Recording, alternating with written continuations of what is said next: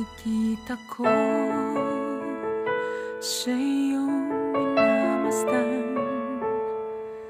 Alam kong nais mong sa aming mamagitan.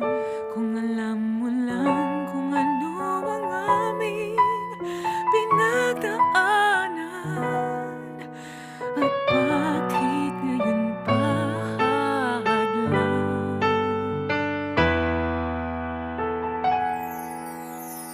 Sa lahat ng iba, bakit siya pa